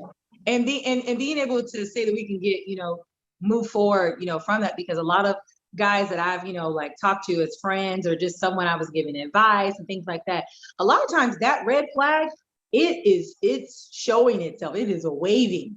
It is a waving, and it gets ignored because the girl is she's bad, she got a big butt, you know, whatever it is, she's a hot mouth, you know, I don't know.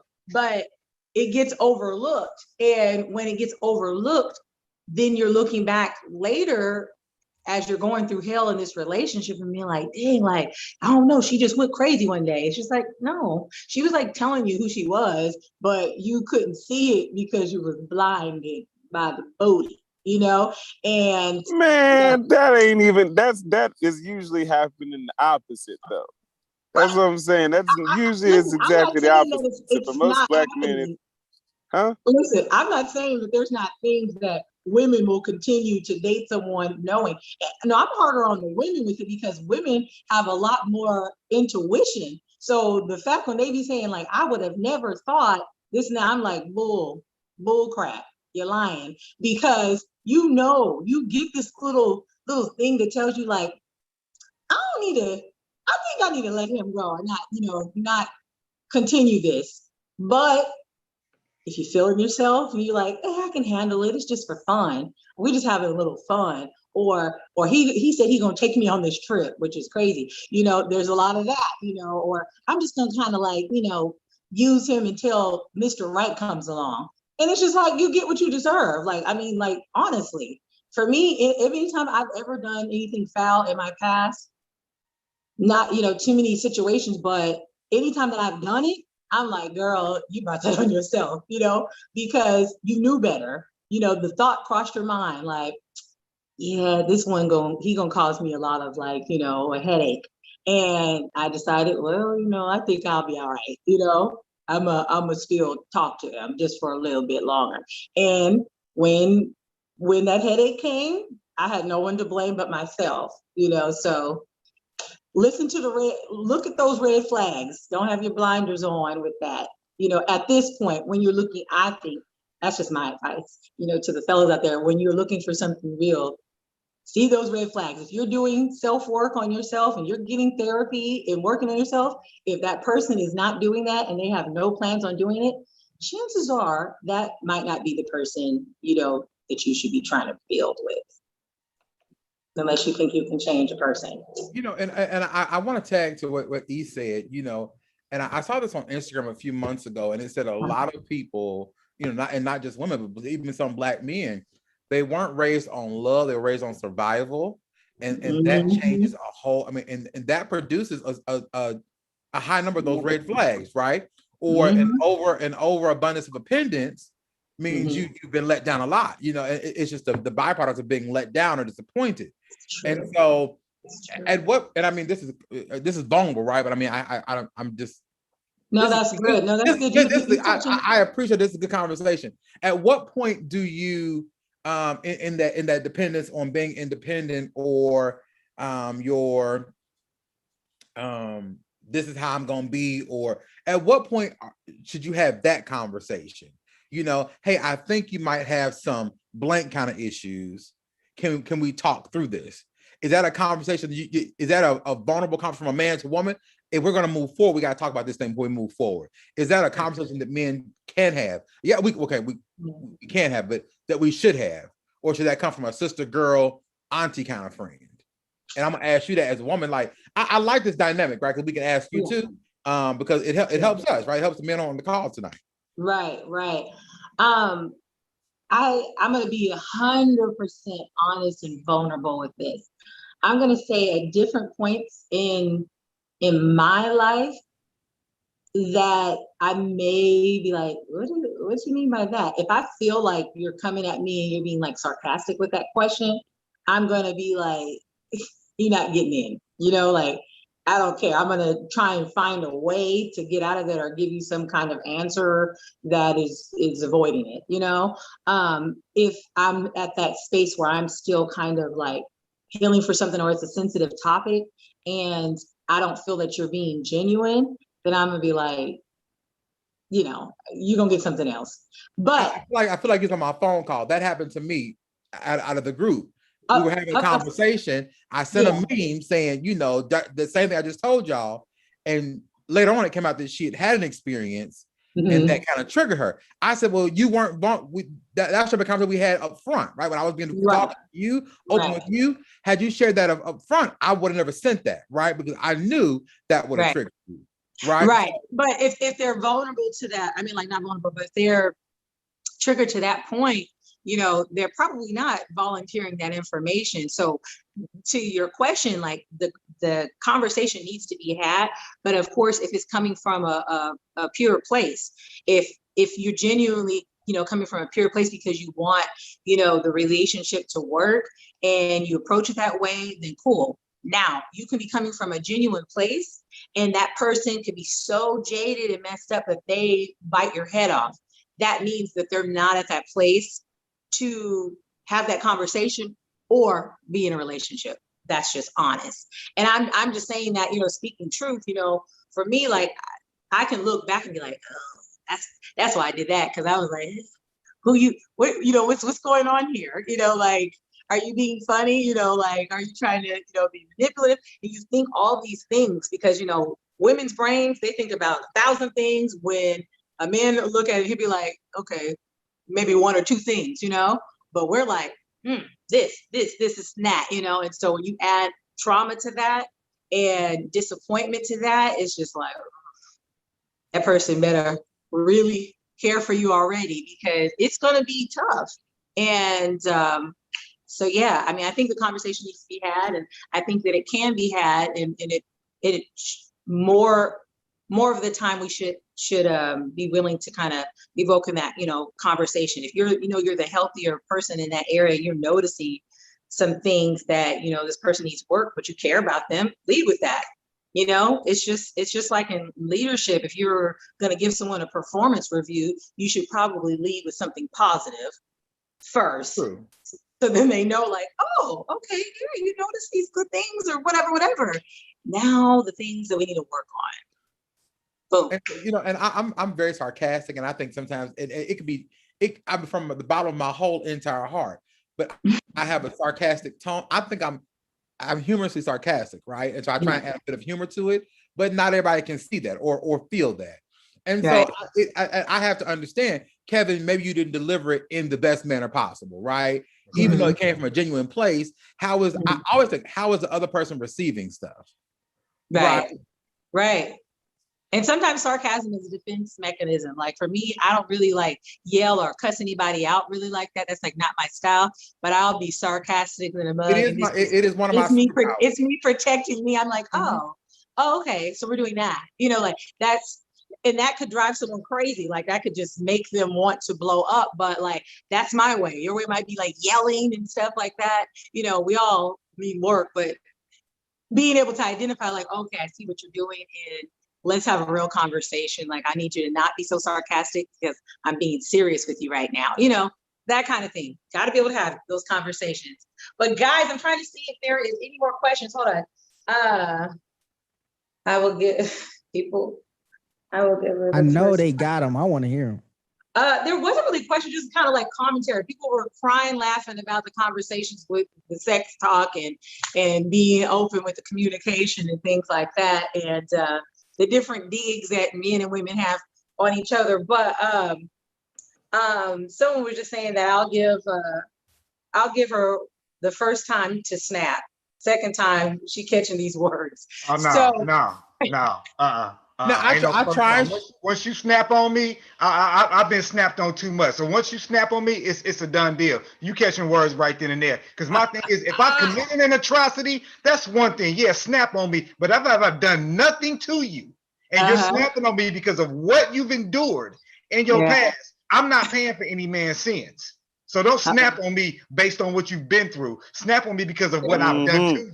And I feel like Daryl would chop you down real fast. Okay, I feel like he got that chop mechanism. He said, not today.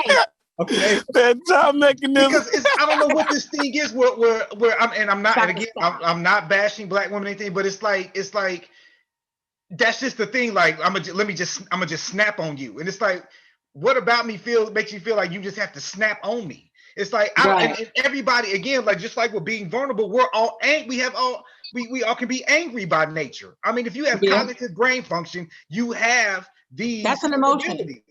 Yeah, So that's an if emotion you're too. angry, that's one thing, but learn how to channel your anger appropriately, because I'm not going to make you pay for what my ex-wife did to me. That's unfair to you. Right. So please don't make me pay for what your exes have done to me. Give me a fresh slate, please. That's all I ask. Women, can we please do that? Stop blaming music had a song like, previous cats. Don't blame I'm me not to for the blame pain all the pain of previous cats. Yeah. No, true statement. I mean, being aware, being able to identify that, because even what you're saying, Daryl, you are a different type of guy maybe than this other guy here. Y'all all have things I think that are in common, but in those areas where you've dealt with a lot of stuff, you're not gonna get all these chances. And if the wrong one stepped to you, she gonna get it, because you said you're not gonna treat a person a certain way based off of somebody else. But when they do something to you, then you're gonna have a response or reaction, and so yeah. But we're gonna go ahead and wrap it up. And I don't you guys, if anything that you have to say to add, the last words is as far as, oh, actually I have one more question that someone had asked about how men are seeing women. Do you see, more so a value question? There's been a lot of talk about value, like what a high value man is, what a high value woman is, all of that. And I wanted to ask the question from each of you, and then we'll wrap it up. What would you say? Would you say that the only value, what makes a woman valuable, is sex and that she can have your seed? Or if you don't, agree with that statement, that's the only thing that makes her valuable, what do you believe is most valuable about a Black woman? All right, so we've talked about this privately, but like honestly, similarly to what we talk about with women and like the relationship with their mothers, I definitely would say that for men, it always has to do with the relationship with the women in their life as well. So like, if those things aren't in like a place where you're learning all the time and kind of being able to see through the veil of what's going on with women. Like, has anybody ever been in like a woman's like nail salon or hair salon? I just went in one recently. It's crazy in there, man. Like, that's where they be trading all this information. Anyway, but Right. no, it's kind of like the bar. It's interesting, but no, but for real, I think it has to do with those relationships, right? Like those relationships. And if those are good, like the ones that I've had that have been good, aunties, so there's not that whole Oedipus complex thing, things of this nature, like I've had. And it's like, man, like I see all kinds of amazing things about the woman and what they and who they are and who they are for their family and who they are for my cousins and things of that nature. So I don't think that I think it's about where we're focusing our energy on whatever. Now, if she is not also like giving effort to do the same, then that's why I said I think that's where the attraction gets messed up. Like both people have to be invested in improving, and if we're all looking at stuff that way, as I think we are by having these conversations. Because somebody said something earlier about not a lot of these conversations are happening, but like we're here and they're happening. I can clearly tell everybody here, especially Isaiah over here, like I said, he's gonna write a book or something. It's going to be impactful, and it's going to be impactful in the world, and it's probably changing things in everyone's families right now. All of us are probably the ones that are, oh, I'm on this live. They're like, okay, whatever. Like it's probably like not important to them, but we're learning from each other and being able to now go back into our lives, better men. Definitely. I think I agree with you on that. Whoever wants to go next. So basically, you were saying that their only value isn't being a baby maker, it's sex. That's what I got from that. It's like, that's why I said it's just to look at, like, you can clearly tell those aren't the only things if you look at like aunties, teachers. I mean, there's a lot of women, that we've been affected by. When people start talking about his story, I remember telling people like, well, each of those guys, they had a mother, right? They had like sisters and a grandmother. You don't think those people matter? That's just not how the history is written, right? We get like pieces based off of, the victors kind of viewpoint. But anyway, that's a whole nother, Right, topic. That's how they view it. You're right. Who's going next? I'll call on you because I don't have no problem with that. I nominate Isaiah. Me too, because I can just see his eyes looking back at me. I second that nomination. Isaiah. I thought I was going last, but okay. So You know what? Actually, you are going last. You're going to go last because I think that would be the perfect way for us to end the night. So we're going to go ahead with Daryl, then Kevin, and then our professor at the end. So Daryl, what is your response to that? Are women more than baby makers and sex? Or, what is most valuable about a Black woman for you?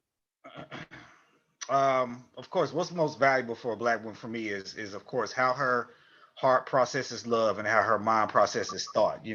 It's one thing, for me, if I'm going to be risking, penetrating those hips, and a baby can be produced months later, then that means I value you. Because at this point, I'm just not just gonna be just dipping just to dip.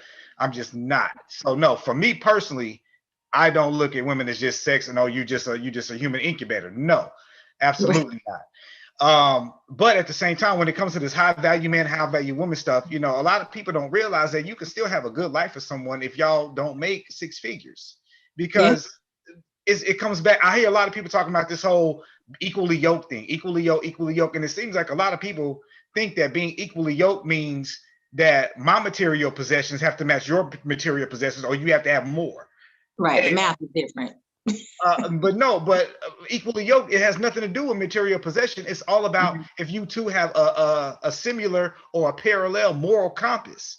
Do you value the same things? Do you enjoy doing the same things?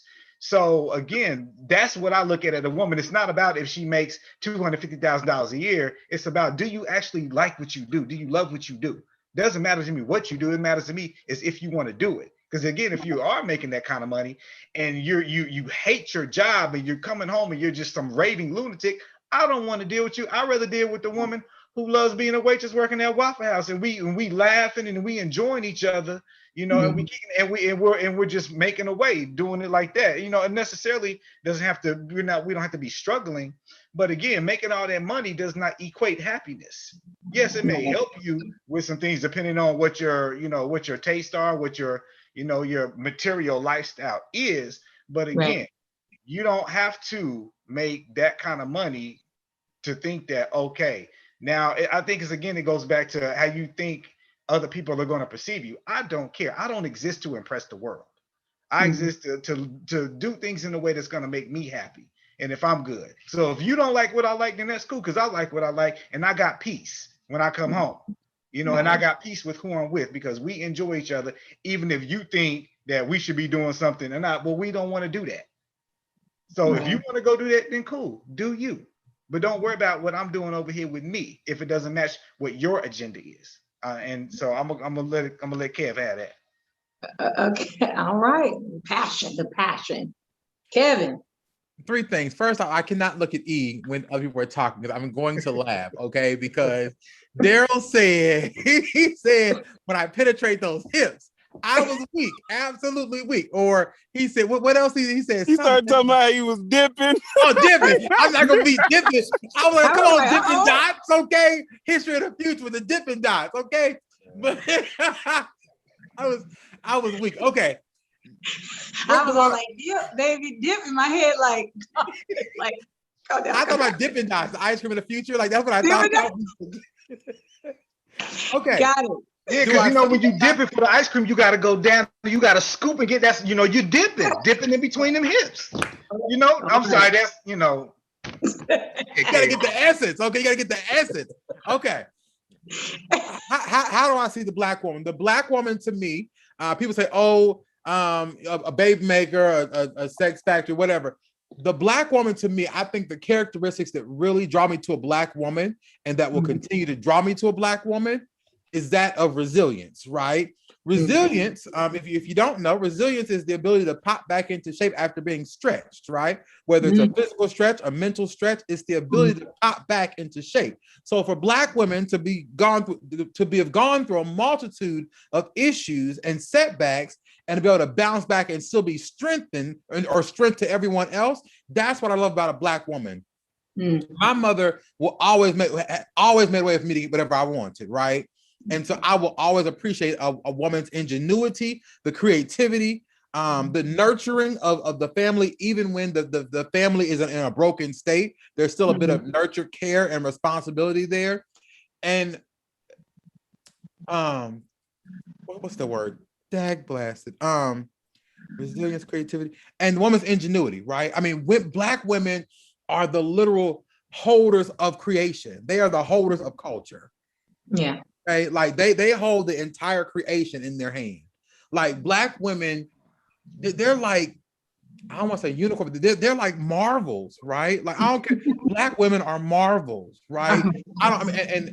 All shapes, sizes, forms, colors, hairstyles. Black women are marvels, and I think people need to respect that.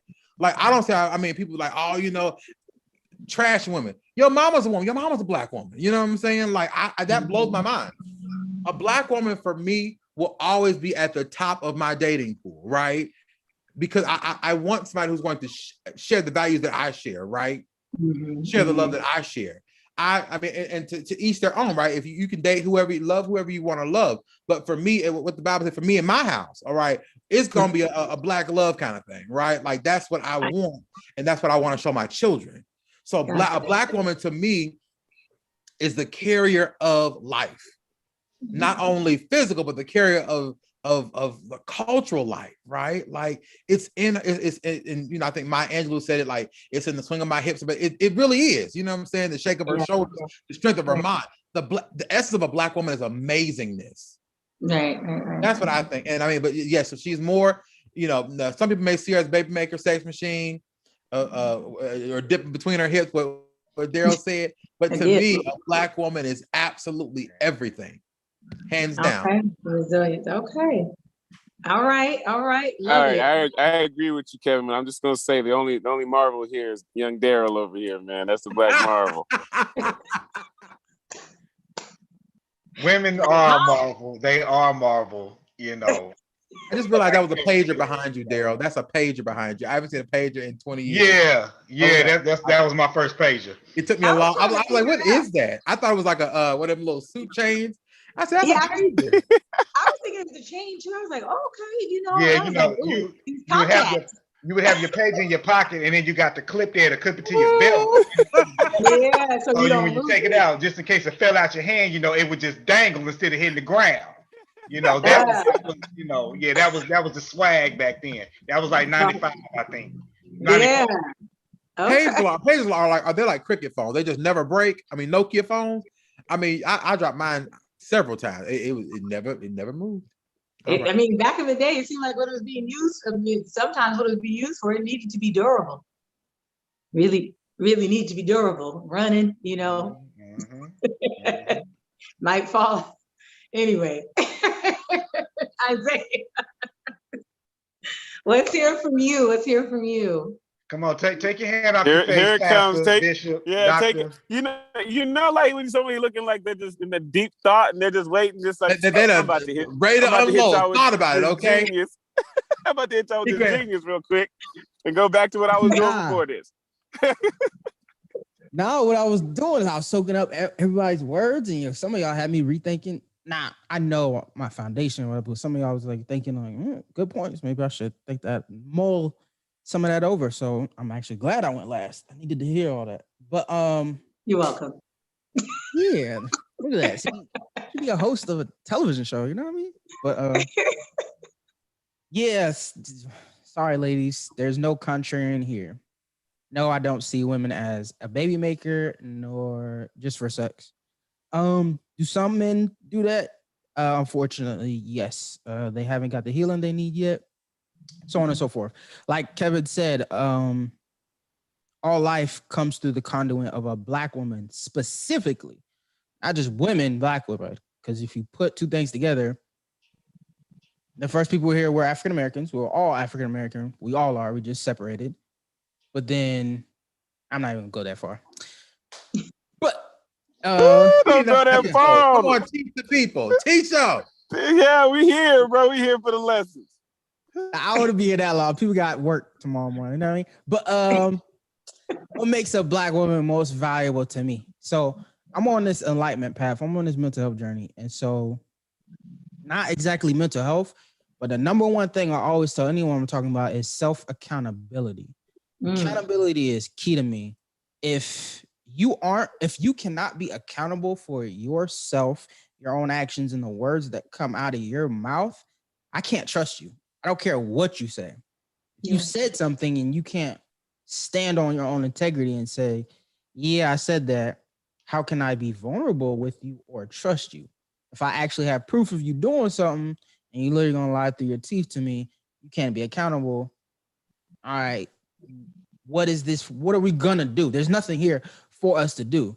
Or let's say here's the number one thing that happens. If I even ever get a woman to ever own up to what she did, she would say, I did this because XY, my ex, father or not father, mom did this or that. I will tell you, a therapist will tell you, it all ends and begins with you. Your choices come from here first. No one, Elon Musk is coming up with it, but no one can actually control your brain. Like, no one can take a remote control, put a chip in your brain, and make you do anything. Now, did someone coerce you? Yes. Are they wrong for that? Yes. No one's saying that. Like, what my most thing is for you to say, I did this because I responded to what he did to me. I'll take ownership for that. I slashed his tires because he made me mad. Yeah, I slashed his tires. It's because he cheated. No, it's because your response to him cheated was you wanted to slash his tires. What you could have done instead of just staying is left him and said, I'm leaving you, not slash his tires, go to sleep with them, and the next morning, the self-destructive cycle continues. Besides that, all the corny shit everyone says, honesty, loyalty, all that good jazz, but definitely self-accountability. Yeah. I would like for my significant other to be susceptible or acceptable to therapy. That's a big thing because it's been a big paradigm shift for me. I'm a completely different person because of this, and I'm gonna hopefully I get to the enlightened point where I stop, but it's gonna be a forever going thing. But I highly value Black women, of course. Like I said, y'all the conduit of life, y'all the creation of life. The first human being, I would say, probably was a Black woman. Some say the great deity that some pray to is an actual Black woman. I don't know, but I would say I appreciate y'all. I do love y'all. Y'all annoy the shit out of me, but I will never. I've never had the inclination. Yeah, right. Come on now. I can't. But I've never even had the inclination to be let me be honest. I've never had the inclination to be in a serious relationship and a marriage with any other than an African American woman. Would I have sex with other women? Come on, man. I'm not a holier than that. I'm not born again. Listen, if you think I'm attractive, I'm a player from the Himalayas. That's what he said. I'm a player from the Himalayas. No. Player from the Himalayas. That's what he said. Let's be clear. We're gonna be knocking it down. Let's be clear. That's what he said. I say I feel you. It's okay. What we doing that? Don't we put words in the professor's mouth or the guru? We speak man. We know what he's doing. We speak man. Okay, yeah, I'm not that. But thank you. Yeah, go ahead. No, I think that's it, man. We do. Listen, ladies, whatever the sex war is going on for, we love you. I'm trying to understand y'all. I can't speak for no other man. I'm trying to understand y'all, and I'm here to listen. I'm therapized, so these ears are not pretty biased or traumatized. So I'm gonna try to listen to you, but can y'all, work on the self-accountability thing a little bit, so we can, so I can, not have acid slang on me, and y'all not be, cognizant of it, I'm right. I got feelings. But yeah, That's not too much. That's not too much to ask for. Someone had mentioned in the comment, they said, well, women can't create life without us kings. And that is very true. You know, I mean, there's a lot that a woman can do, basically most of it, but that charge, it comes from, you know, Black men. And Kevin, all of you, I appreciate, you know, your thoughts and your input, and to speaking, you know, highly, you know, about Black women, and that, you know, that there is love there. And I do think that, you know, it's important for us to, you know, salute and to show appreciation for one another. And sometimes it's something as simple as a compliment. Me and, you know, Eve had conversations about, you know, those kind of things, and just, you know, me giving him a compliment. He has an amazing smile. And I'm like, that smile is just so amazing. Like, it just makes you light up. And he was just saying how he appreciates it. It feels good to hear, to be, I said, I'm not gonna gas you up too much. And he's like, sometimes it feels good to be gassed up, you know, by a strong Black woman, because it's not common. And to me, it's sad that it doesn't happen, that we're not, you know, showing appreciation for each other, gassing each other up and saying like, yeah, you got it, you know, you raw, you know, you a bad, you know, bad man, you're a bad man, Chandler. Like, you know, we should hype each other up and show appreciation, because what we're doing daily, lots, you know, so many of us are doing amazing things just by, you know, being resilient and continuing to get back up after we fall down. And so I appreciate, you know, you all's words. And I'm constantly, I'm always going to talk to my sisters and tell them, you know, check them when they're wrong, and say like, hey, you know, sometimes we just need to heal from situations so that we can not miss out on a great opportunity or a great partnership.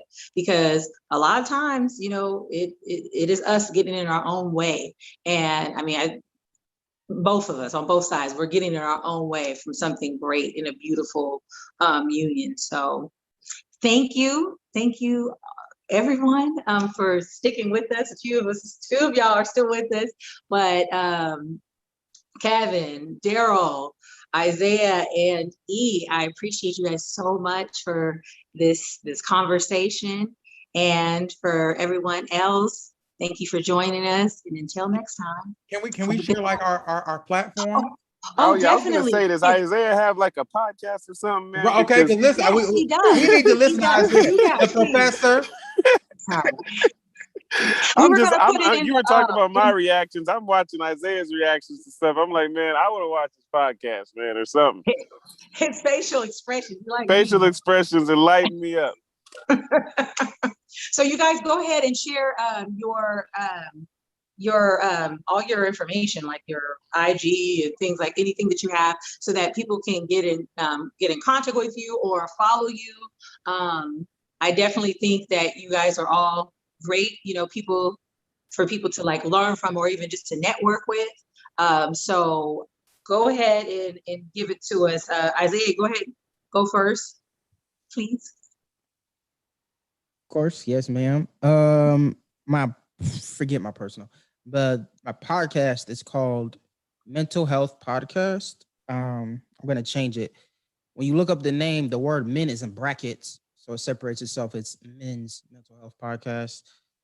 It's on any DSP that you can find, as far as I know, but it's definitely on the big three: Spotify, Google Podcasts, and Apple Podcasts, as Mental Health Podcast, or m.h.p, or look up Mr.Theo, THEO. And then the Instagram is Mental Health Podcast, all one word, _ generic spelling all throughout. Thank you so much. I'm gonna say thank you, Ms. V, for inviting me. I'm so glad I came. The energy was just right. I appreciate all you brothers for being open and lighthearted and having real candor. Dope. And we'll put you guys' information to in the YouTube in the notes there, both of us. So E, go ahead. If you can give us your information. Hold on a second. I'm searching for this podcast on Instagram. It was kind of hard for me. That's why I was like, copy and paste might be better. MHP, okay, and then he got the. Let's go, brother. You know what it is, man. Let's go. So for me, it's simple. I'll just give out my my email. That's what I use mostly. It's gonna be e@society.io, and then I have that what I'm searching on. I ended up getting this little phone deal. So I have this extra little phone. So I actually don't mind giving that out. It's 714-902-4144. Okay. And they can check out different, different things that you have, your meditations and different things like that. So they can... If they email me, it'd be the easiest way to do it. Okay, perfect. And Kevin, do you have some information? What's going on, boy? Kev coming to you loud, live, and in color, all the way from my kitchen. So good to see all of y'all. So my podcast is called The Wednesday Experience. Come on my journey of life, laughter, and wisdom. I just started about 5 weeks ago, so I'm only on episode 5, but feel free to join me. I'm on Spotify and Anchor. It's called The Wednesday Experience Podcast with your host, me, of course, because I'm the dopest human alive. On Facebook, my name is spelled backwards. It's Nivek Eser, Nivek Eseer. So it's Kevin Reese spelled backwards. So look me up on there. On Instagram, it's The Entertainer, all one word, TheEentertainer, all one word. You can find me on Twitter at Your Highness, Royalty at its finest, 937, YOURHIGHNESS 9. I know it's a lot, y'all. 937. We're gonna post it in the comments for all of y'all. Right. So that's Instagram, that's Twitter. I'm on Snapchat, KReese937. I'm on TikTok, Blue Soul 1914. So you can find me on all these places, but all the stuff below. Yeah, I'm all over the place. Listen, this is my year to create a whole bunch of streams of wealth. I'm gonna use all these gifts, talents, and skills. Okay, touch your neighbor, say neighbor, he needs some more income. So I am I'm all over the place. I'm so excited, and I've enjoyed tonight immensely. I love being able to talk with my brothers. On Facebook, I'm on a podcast with 4 of my brothers called The Black Male Perspective. We come back the second Sunday in July. And then I also have a Facebook show called Center Saints and Aints. So feel free to check me out. And we're making all this stuff happen. Thank y'all so much. Thank you. I already found your Facebook, man. I like these profile pics. Oh, thank you. With the little characters and stuff. This is dope. I'm excited. I'm excited about all y'all network and you guys' pages. Got a lot going on. I'm like, okay, this is good. And look forward to you guys networking more and sharing your information with the followers. Daryl, did you have anything or a podcast or just any social media that you wanted to share? No, I don't do social media. So I'm not on my book or FaceSpace. I don't do InstaSnap or Chatgram. I don't do any of them. I mean, I got a YouTube account, obviously. I'm on YouTube. But no, I don't. I just, when somebody want to talk about something, we'll talk about something. If not, I'm just about getting information. I don't care about, I'm not saying any of the brothers are doing this, but I don't really care about the celebrity and doing all that. If you want to talk about it, we can talk about it. And it's just about getting the information out there. It's just about getting the conversation started. And again, having a healthy, argument, basically. Dialogue, yes, definitely. So it's a treat we got you today. Thank you so much. Appreciate the invite, V. But if anybody does want to reach out to me or whatever, just she probably gonna get mad at me if I say it. But hit Ava up, and Ava will hit me up. So Daryl is exclusive. He said, "Call my assistant, and she'll give you contact." Okay. That's what happens. That's what happens when you the Black Marvel, man. Daryl is big time. He said, "Call my assistant and call your people to get my people." That's what he said. Don't reach out to me, man. He like the one off of the Jackson special. They talk about whoever gets to see Michael got to make an appointment to see your own baby brother.